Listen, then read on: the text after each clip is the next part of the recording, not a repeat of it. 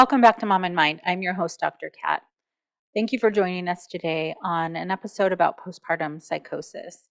We have touched on this topic over the years in the podcast, but very recently there's been some national media news regarding a case of a woman who possibly was experiencing postpartum psychosis.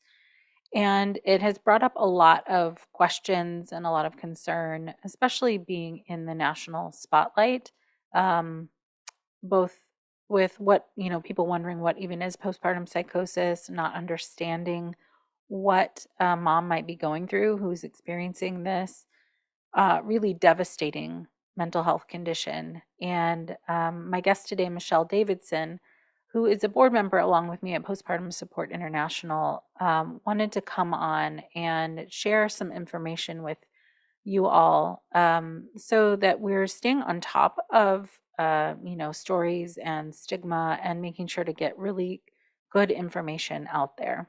What is absolutely clear is that so much more education needs to happen at all levels of care for perinatal folks, and really specifically empowering the person themselves to understand what their risk factors might be. And Michelle will go through a lot of that.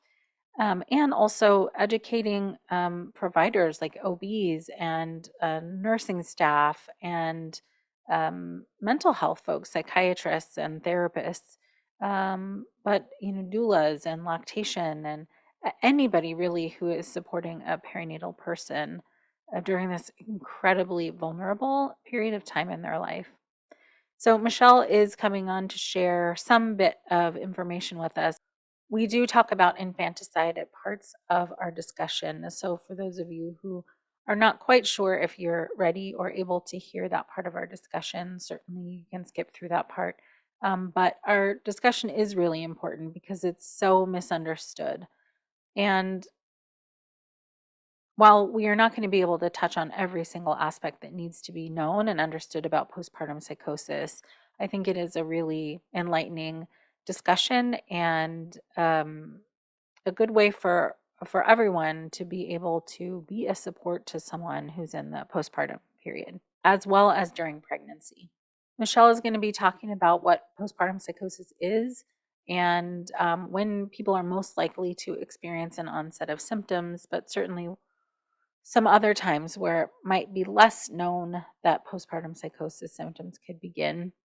We're going to talk about what the family members or people around the postpartum person might be noticing, and might be able to pick up on if their loved one is experiencing postpartum psychosis. Also, a little bit of what the internal experience might be like for someone who's experiencing it themselves. Can be really hard to know for some folks what is going on. And Michelle goes into some really great explanation of that. Michelle Davidson is a PhD certified nurse midwife, PMHNP BC and PMHBC, CFN, SANE, and a nurse. She's been a certified nurse midwife for almost 30 years, delivering more than 1,000 babies in her career. After her own battle with postpartum psychosis, she became a PMHNP with specialization and certification in perinatal mental health in an effort to help other families suffering from this disorder. Dr. Davidson served as an associate professor of nursing at George Mason University, including developing the certificate in forensic nursing and being the coordinator of the PhD program, during which time her research focused on perinatal mood and anxiety disorders. Dr. Davidson co-developed the Davidson conceptual model of prodromal postpartum psychosis symptomology, which has been used in reproductive psychiatry practice. She is also the author of over 35 textbooks and 50 peer-reviewed articles, including The Nurse's Guide to Women's Mental Health, which was awarded the American Journal of Nursing Book Award, and Olds Maternal Newborn Nursing, which is published in 12 languages. Dr. Davidson is currently on the Postpartum Support International Board of Directors and serves as the infanticide coordinator. She served 12 years as a postpartum psychosis coordinator for the organization as well. She resides with her husband in coastal Virginia and has 4 children. She's the owner and founder of Chesapeake Bay Psychiatry, which specializes in perinatal mental health. Let's meet Dr. Davidson. Welcome, Michelle. Thank you so much for being with us today. Thank you for having me. I'm grateful, especially, postpartum psychosis is something that we should always be talking about. And recently it's gotten a lot of really heightened attention in the media. So I'm grateful that you're coming on to share with us what postpartum psychosis is and what it isn't, and what people can know and understand about it. So, yeah, for wherever you'd like to start for today to help listeners understand. Sure. So, postpartum psychosis is under the umbrella of perinatal mood and anxiety disorders. So, under that umbrella, we have postpartum depression, postpartum anxiety, postpartum OCD, and postpartum psychosis. So, psychosis is really the most severe of those conditions, and it does warrant immediate emergency intervention. So, postpartum depression, most people are familiar with a depressed mood, and those symptoms usually inability to get out of bed, not interested in activities, maybe having difficulty caring for themselves or their baby, Hmm. that kind of thing. Postpartum anxiety is just what you think. It's anxiety that has an onset in the postpartum period.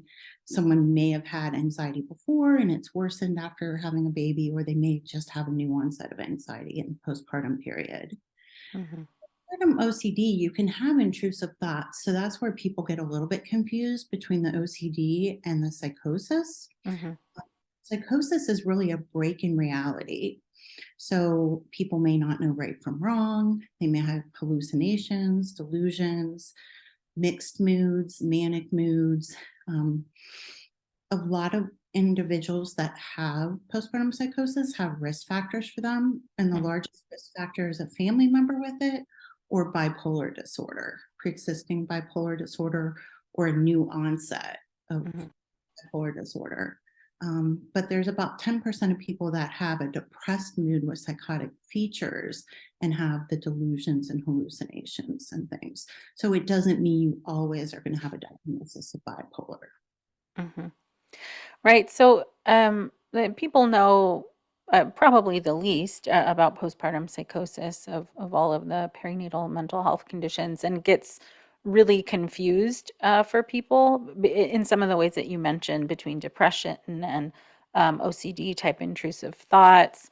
And a lot of what's come out in the media and has been a problem for a long time is calling basically anything that somebody's dealing with as postpartum depression, Exactly. um, versus what they might be dealing with is actually a postpartum psychosis. So how do you um, how do you explain to people like that they're not the same thing, even though you've listed that the symptoms are different? People just say, well, isn't postpartum just postpartum psychosis just severe depression? So we see a lot of really unusual symptoms with postpartum psychosis. Most of the family members are picking up something's really off, Hmm. just not themselves. You may not be sleeping. That's a telltale sign if they're sleeping less than 2 hours in 24 hours. Most moms don't get a lot of sleep, but they really miss it. And a lot of people with postpartum psychosis will sleep that little bit and not really miss sleep at all. So that's a really big red flag if you have someone not sleeping. Um, Hmm. Confusion, paranoia, fixed false beliefs or delusions, hallucinations like hearing voices, seeing people, feeling something on their skin or something crawling on them, smelling something that's not there that no one else smells, are all forms of hallucinations. The most common are the auditory or hearing voices, and then the visual are the next most common. So obviously, if someone's really acting peculiar, suspiciousness, thoughts like the baby doesn't like me, or everyone thinks I'm a bad mom, things like that is common. A preoccupation with the children is not uncommon. Um, Hmm. those can be like a psychotic event occurring. Hmm. So, I wonder if the difference there, just to highlight it a little bit, is maybe with the depression. somebody might be feeling like that like I am a bad mom versus a postpartum psychosis that everybody thinks that they're a bad mom. Is that a Everybody thinks I'm a bad mom, right? Where you're feeling it yourself. Um, in my experience, about 50% of people feel like something's really wrong with me. This is mm, not right. And 50% of people feel like everyone around them has something wrong with them. I'm the only one right. Nobody understands. Nobody believes that there's someone standing in the yard looking at me. Nobody believes there's people talking to me. Whereas that other 50% are like, I'm hearing voices, something's not right. mhm. That's Uh, a different. right. So I know that, in terms of the postpartum psychosis symptoms, there might be some waxing and waning or coming and going of symptoms. So sometimes somebody can appear or seem or feel like fully lucid and kind of all together, and then at other times they might be having that break from reality and not be behaving like themselves. While and responding to hallucinations or other delusions or other things that are going on internally. Um, so how does when somebody's kind of in their more lucid state, when they're not having as much symptomology, are they more aware that something's not right? It kind of goes down that line of 50-50. Some of it Mm, is protective, like I'm not going to let anyone know something's going on. And other people, when they're more lucid, feel like, well, maybe I'm really okay. Now, mm, psychosis is only affecting 1 to 2 per thousand, whereas postpartum depression is so much more common. So with depression, you have the down mood. You don't really have any elevated mood. You don't have any hypomania or mania. Um, Depression, they may have trouble sleeping, but they're still going to miss sleep if they're not sleeping. They're going to mhm, be exhausted, or they're sleeping all the time because they just can't get themselves out of bed. So it's very different presentation with the postpartum psychosis. mhm. And you were mentioning before that family members would be able to potentially tell that something was kind of off or different about the person experiencing the symptoms. Are there other things that people might hear? I guess what I want to ask is like if there's a loved one interacting with somebody who is dealing with a postpartum psychosis, what would it sound like or look like? Typically, their thoughts are disorganized and they're not logical. They have illogical thinking, disorganized behavior. Um, they can't really put things together like they normally would. Mm, They can be really lucid, and then they can have issues with forgetfulness. A lot of people do describe their symptoms as like a cognitive cloudiness or feeling foggy, mm, like removed from themselves. mhm, That's not as common with depression. So your depression, you're really looking at a down mood, mhm, and that's pretty clear. With anxiety, they're worrying all the time. mhm, mhm, And typically with your OCD, they're having thoughts that are alarming to them. They're very alarming to them. So with psychosis, there can be thoughts that are not in line with what that person would usually do, mhm, mhm, and that's usually what you can see with OCD type of behaviors too. Whereas with the psychosis, they're having more thoughts of things that they would never do, or it's not in their character. right. But when they're having thoughts of things that they would never do, um, it's it. Sorry, if they're having thoughts that are uncharacteristic of them, something that they wouldn't do, let's say if they were quote unquote in their right mind, when they're having those thoughts, and they're in that kind of more symptom, they're having more symptoms during that period of time. Does it register for them that that's not something that they would do, or their thoughts don't seem strange to them? a lot of times their thoughts might not seem strange to them with Mhm. psychosis. So you have people that the thoughts seem very rational. Mm. Um, Maybe someone who, is a really good mom, really diligent, really caring, becomes suicidal, and they think, I don't want to leave my children behind. I don't want to abandon my children. And maybe the children, that's when you see infanticide cases occur. And usually they're not that someone has evil thoughts against their children. Right. It's that they're trying to save their children or give them a better fate than leaving them behind. Right. So for somebody who's hearing that and thinking like, oh, how could anybody think that? Mm. What would you say to people who don't understand? Well, I think most people don't understand. And you Hmm. said something a few minutes ago that every person that's had a really poor outcome, family member has said to me at one point or another, they weren't in their right mind. Mm. And that's exactly the case. They're not in their right mind. So people who, an homicide occurs or an adverse event occurs, typically they do not know right from wrong. They don't realize their act was wrong. Mhm. So if we can talk just for a moment about infanticide or even filicide, and suicide, specifically when it comes to postpartum psychosis, because um, it's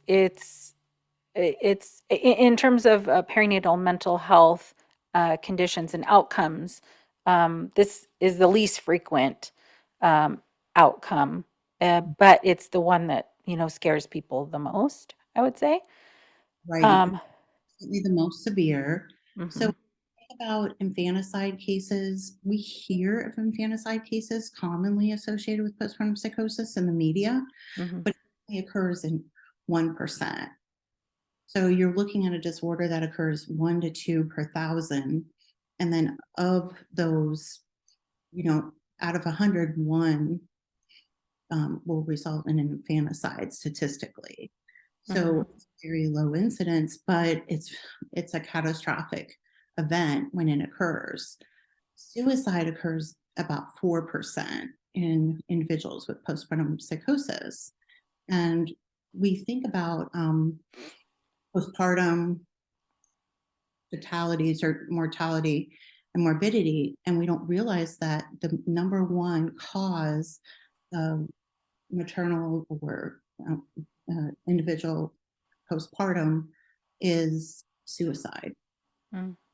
The number one cause of death. It's not postpartum hemorrhage. It's not preeclampsia. It's suicide of the pregnant or postpartum person. And that's across all perinatal mental health conditions, not just postpartum psychosis. Exactly. So we always have to be really alert for people with suicidal thoughts and Mhm, be screening. So I think screening is so important.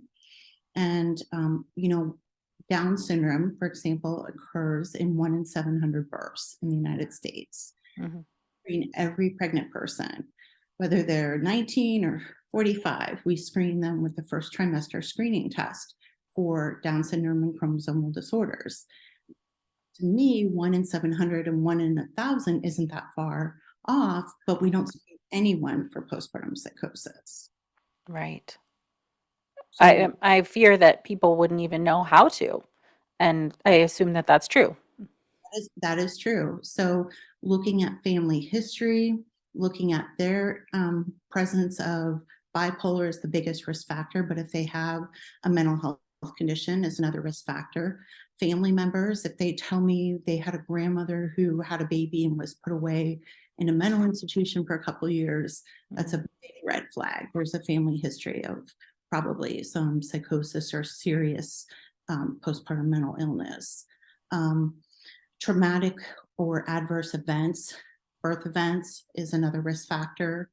Um, Individuals with poor social support or a lot of stressors, whether it be military deployment, um, you know, any number of factors. Loss of a job, mm. change in income levels, moving, all of those factors increase your stress levels and increase the risk. So, how do certainly risk doesn't necessarily mean that it will absolutely happen, um, but it obviously is worthwhile to know what your risk factors are to, to help prevent. But to that end, like how when are people either figuring out that something's not quite right? How soon after birth, or even within pregnancy, are there? Let me just start with that first. Within pregnancy? Could there be signs or even psychosis during pregnancy? You can develop psychosis during pregnancy. It's not as common as after birth, but it can occur. Um, Obviously, if someone has a psychosis in pregnancy, that's really, really high incidence that they're going to have a postpartum event as well. Mm, mhm, When we go back and say, you know, how are we going to try to figure out who we're going to kind of monitor? If you like, when I do an intake of a pregnant person or someone wanting to get pregnant, I look at their risk factors. And so that's why mhm, family history is so important, that mental health history, and really seeing, obviously, is there underlying mental illness? Are there risk factors of this and that? If it's a subsequent pregnancy and not their first pregnancy, how they did in previous pregnancies is really mhm, important. So mhm, we know if someone has postpartum psychosis in one pregnancy, they're very high risk to have it in another pregnancy if they're unmedicated.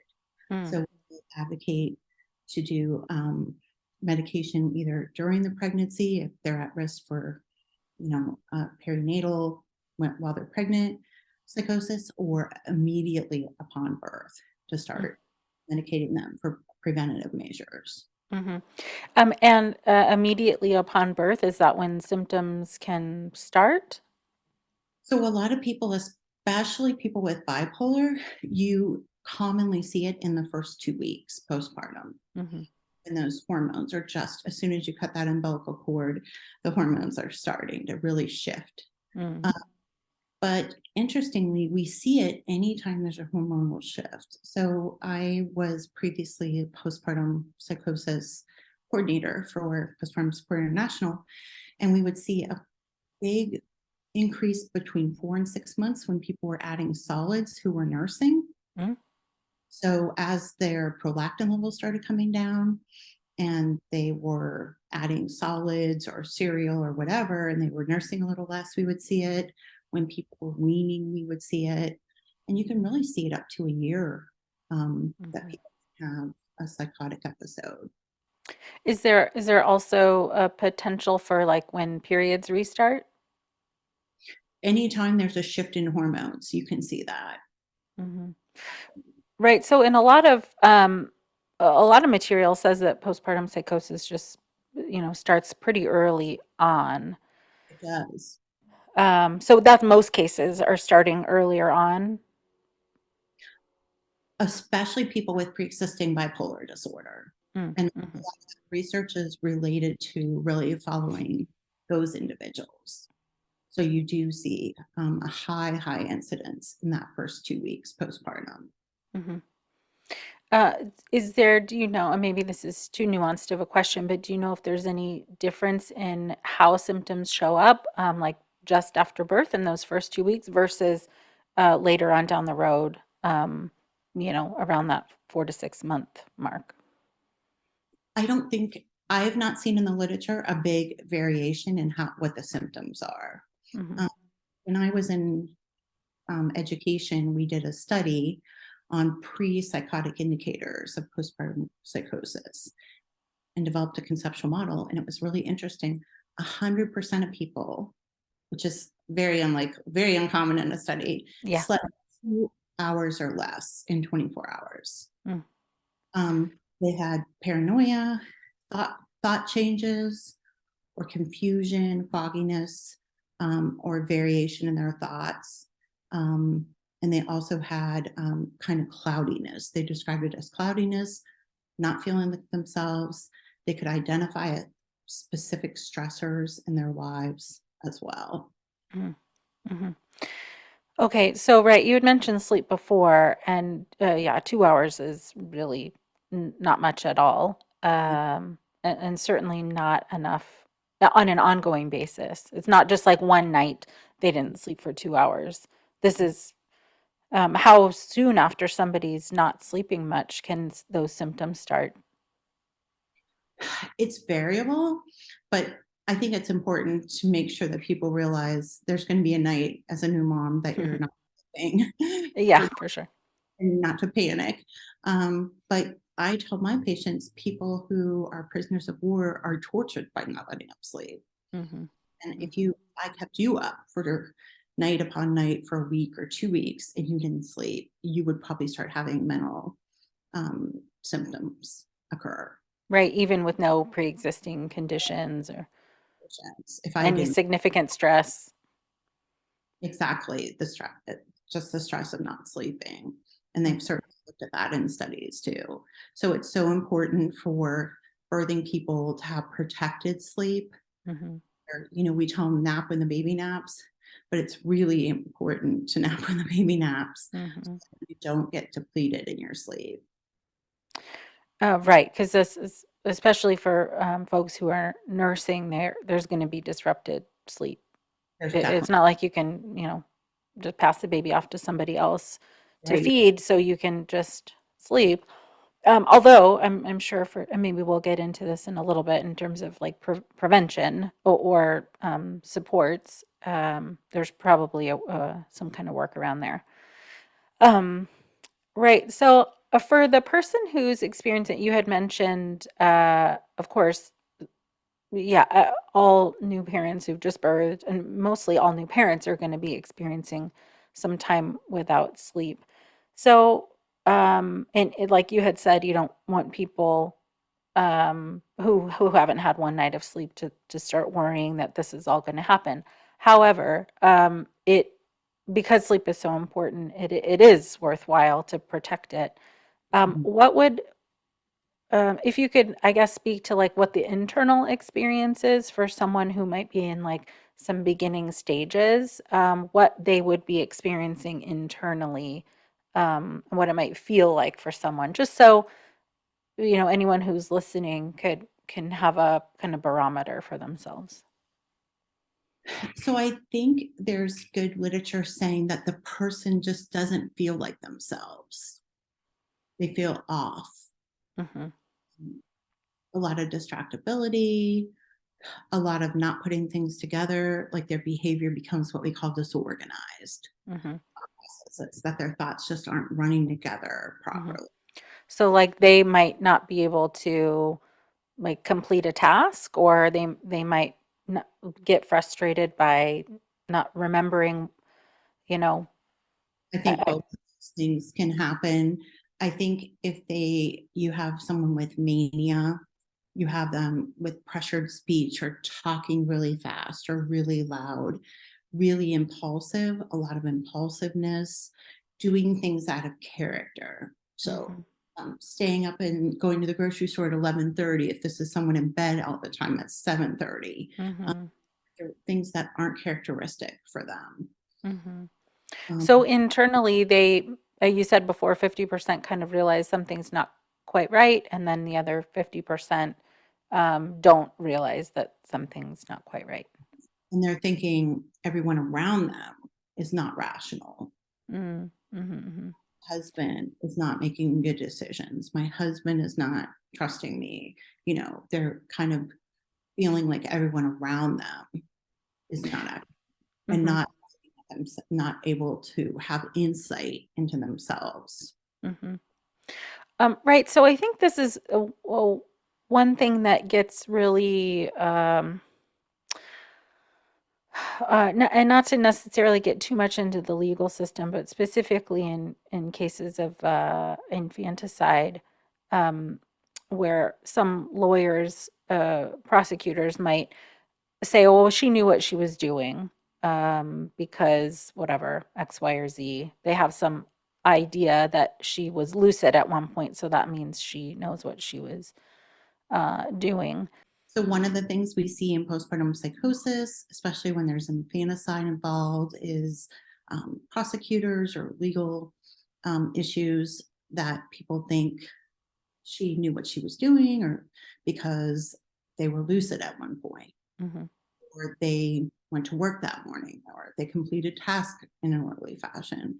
So it's important to remember that these symptoms can really wax or wane. And when they really have a break in reality, they truly don't know right from wrong.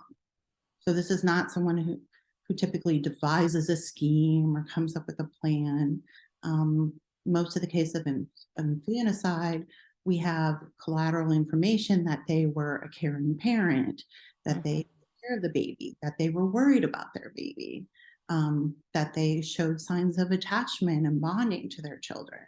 So it's not. Um, it's more unusual that we get a case where someone has a history of being a really bad parent and things. Typically, we see um, a variety of people. I mean, postpartum psychosis is not limited to any educational level, any ethnicity, any race, any Mhm. age. We see it across the spectrum. Mhm. Yeah, I mean that's a um really important, like to go back to what you were saying about how people are vilified. A lot of assumptions Mhm. are made about the person. And I think that is true, certainly in the media and with cases of infanticide, but also just in general, because the stigma is so high around mental health in general, and then you add in not really knowing what it's about or what that means, and so somebody who is dealing with a postpartum psychosis and they are not in the percentage of like they are in the let me restate that. People who are dealing with postpartum psychosis who are not having, let's say, suicidal ideation or ideation about harming their child, they're still dealing with really intense stigma. And they're like who they are as a person is kind of like set aside a little bit. And a lot of really incorrect assumptions are made about who they are as people. That's very true, and especially, I think the thing about postpartum psychosis is people can't really imagine what it's like not to know right from wrong, what it's like to consider hurting yourself or hurting someone else. It's not something that most of us can imagine. Hmm. Uh, and it's against our intuition of what a parent is, that you would harm a child or you would leave your child behind if a suicide occurs. So I think for most people, it's really hard to understand about psychosis. Hmm. I'm a postpartum psychosis survivor myself. Hmm.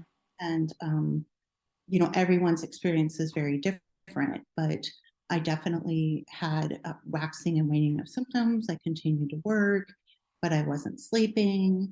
I didn't hear voices, but I had very strong delusions and thoughts, and was verbalizing it. Hmm. And, my therapist, my psychiatrist thought there's no way you can do all this and um, take care of four children and have postpartum psychosis, but I did. So it's really, it's hard to believe that someone with, you know, minimal risk factors, and I wasn't bipolar. So how did this happen? And I had a poor birth outcome Hmm. um, for a child, my youngest child. So it just can happen to anyone. And until I think you go through it, it's hard to believe it can happen. And when you're having the delusions and the hallucinations, they are so strong. Um, Hmm. they're really convincing, really believe in that moment that it is the truth. And Hmm. And thank you for sharing that. I really appreciate you talking about your experience. Um, I mean, exactly to your point, like I know you, and you, knowing who you are and having postpartum psychosis are it's not like um, it doesn't having had postpartum psychosis doesn't mean anything about who you are. It just means you went through something extremely intense. And I think it's really worthwhile to to make that point for people to understand. It's not like, this some there's only like quote unquote certain kinds of people have go through this or deal with this. Um, and while it might be really difficult to hear that it can happen to anyone, that's why you're talking about it, is so that people can know ahead of time and doesn't have to surprise them or and their families. Um, and so that people can start to understand what risk factors can look like and feel like. Right. And if people have risk factors, a lot of the care providers are like, well, what are we supposed to do with this information? Mhm. It's essential that they're being monitored. They're being asked about these symptoms. Do they have any sleep issues? Do they have any hallucinations or paranoia or anything like that? Do they feel off? Do they feel foggy? Do they feel like they can't think straight? So checking in with them, and that's why perinatal um, reproductive psychiatry and Mhm. perinatal providers are so valuable For to sure. people with risk factors early. So if I can see someone who's at risk for psychosis and I have a baseline of what they're like, I can spot right away they're not Mhm. going on. It's not right. But when you see someone with suspected psychosis and they're pulling it together, and it's waxing and waning and they're really together during your assessment, it's much more difficult. So, Oh, yeah. early intervention for getting them into appropriate mental health resources is really important. There's Mhm. maternal mental health hotline, which is a national program. And that's, 24-hour access in English and Spanish and just great resources. And so, the other great thing about going to a perinatal specialist is they know all the resources. They know the Mhm. resources in your community, nationally, what's Mhm. available, and can link you into those type of resources. Yeah, absolutely. And as you were saying that, I don't think a lot of people know that there are specialists, for one, which is, another reason why we're trying to educate, is that there are specialists who can help and guide you to the right resources. And Postpartum Support International is for sure one of them. Um, and everybody needs education on this, because people who go to an OB who doesn't have an understanding of this, or who show up in an emergency room and the providers there don't have an understanding of this, then they're not getting the appropriate help that they need. A lot of these assumptions that we've talked about already are kind of being thrown around, or outright dismissed, and people are just sent home without care. Very, very common. You see that the most? See that a lot because they pull it together. Your instinct is not to be taken away from your baby, not to be hospitalized. Um, I think it's really critical that when you talk about the perinatal specialist, that people are hooked into those resources. And families, when they're sent home, are at a loss for what to do. Yeah. And you need that step to, I need a perinatal specialist now because the ER released me, or people at primary care or OB said you're probably just depressed and need sleep and things. But I think it's really important that people with postpartum psychosis need medication. Hmm. They do need a therapeutic intervention with medications. There's a lot of people now that are on medications for depression or anxiety. Those are just as important if you've been put on that to continue your medication. Hmm. Those are all important things as well. So having that provider with that knowledge on what medications to use. And I'll say, we use therapy a lot for postpartum anxiety and postpartum OCD and that, but it's so important for people with postpartum psychosis because I would say all of them are ridden with guilt, whether Mm.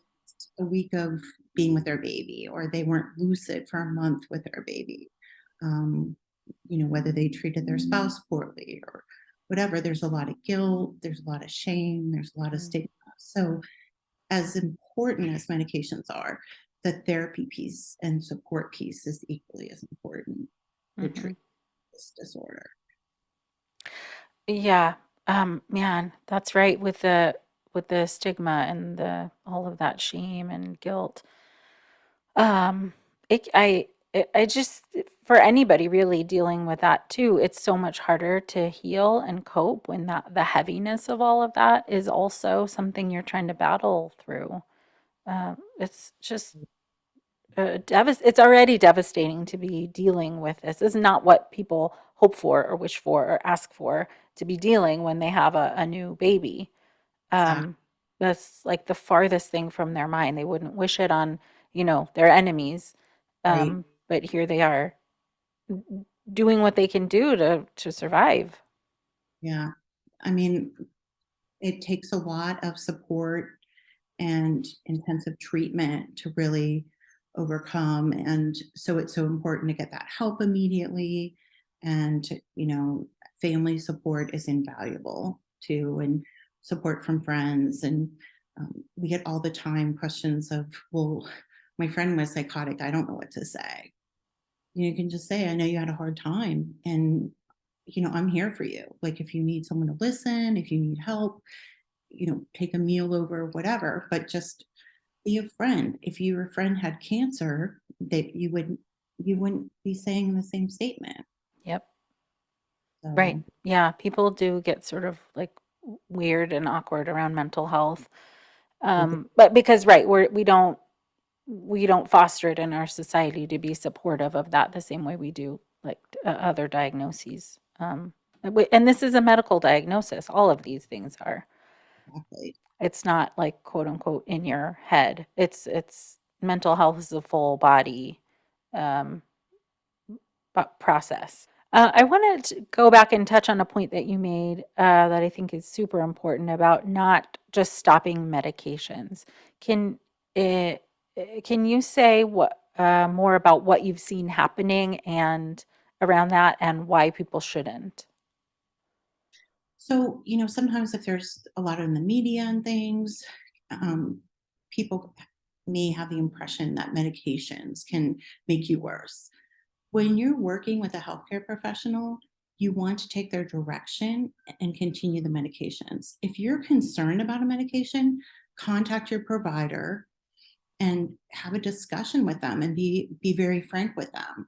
But if you're on an antidepressant for depression or you're on something for anxiety or sleep, it's really important to never just stop the medication, because most of the psychiatric medications we wean people off of when their symptoms are really stable Mhm. and stability for a while. Um, so you don't want to stop because a lot of times you'll just rebound and your symptoms will come back. With psychosis, we know if you give someone an antipsychotic or a mood stabilizer and they stop it, the psychosis is probably going to come back.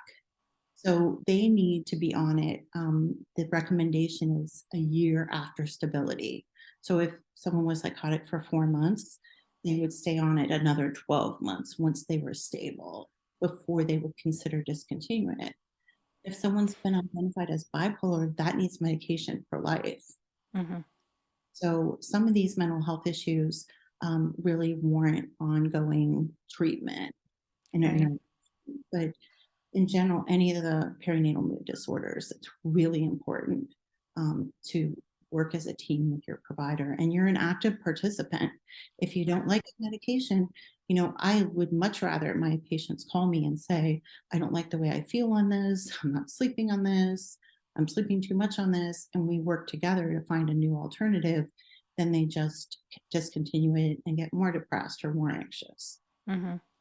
Um, yeah, that's so important. Um, it's for sure. And as you were saying, it's been in the media and too, we hear little clips of things like, oh, the lawyer for this case said uh, she was on too many medications. And as soon as somebody hears that, of course, they're going to be afraid that, oh, what if this medication is gonna make me, um, more or less stable or do something that I don't want to do. But the risk is so much higher when you just stop cold turkey of your mental health and your health just taking massive steps back. Exactly. It's unfortunate. Like sometimes, media and social media does good with education, and then sometimes it doesn't. And it's just so hard to know if you're afraid, if you're feeling fear, what direction to go. But I mean, if you, right, you have a provider, you can always check in. Exactly. And then I think the final thing is, the resources, that there really are resources. Mm, Um, I mentioned the Maternal Mental Health Hotline. Postpartum Support International is a great resource. They have free support groups, free peer-to-peer mentoring. They have 7 days a week in English and Spanish. They have a warm line that you can call and get call back. They have regional coordinators, so someone right in your area. Um, so there are a lot of resources through them. And they do have those local coordinators who know, for example, we have a resource center for pregnancy and postpartum in our community. mm, And the postpartum coordinators know about that. The perinatal providers know about that. So they can really refer women to that. And groups, um, there's just, community-based resources that are so important as well. sure. Yeah, and the PSI's postpartum psychosis coordinator, and you also work as an infanticide coordinator. So that means that people who are concerned or who are dealing with uh, symptoms or need help can like call directly to get that kind of support. And expertise, someone who's gone through it, and Mhm. so helpful for families too. Right, And absolutely. even a family group for postpartum psychosis. Um, they Yeah, a support group for that as that's well. so important, right? Because it's just as you were saying before, any kind of medical illness or disease is impacting the person, but it also impacts the family, and that is true for mental health conditions as well. Exactly. And well-meaning family members might not know what to do or how to help, but there are resources for them as well. Well, thank you so much, Michelle, for coming on and sharing all of this with us. It's just vital information and education, and I hope that people can really hear this, understand it, and this will further reduce the stigma. Well, thank you for having me, and thank you for bringing awareness. There is a postpartum psychosis awareness day. It's May 5th, and if people would wear purple in support of postpartum psychosis and check out that event. All right, I will put links to you and all of the resources that we talked about in our show notes. Okay, thank you. Thank you. Good seeing you. You can connect with Michelle at chesapeakebaypsych.com. And also go to postpartum.net. In the Learn More section, there are a lot of resources about postpartum psychosis. And in the Get Help section, you can find those specific resources for support groups and support coordinators. The more we can spread this information and education to people, the better we will be able to understand and ideally help support people who might be dealing with a perinatal psychosis. In my mind, in this day and age, we should really be on top of this. We should be able to support people who are going through any type of perinatal mental health condition, get them the correct resources, and make sure that everyone has the education that they need so that people are getting the support they deserve.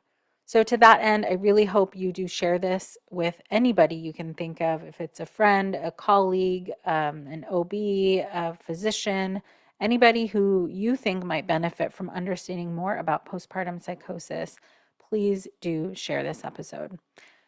As usual, I thank you so much for being here. Until next time.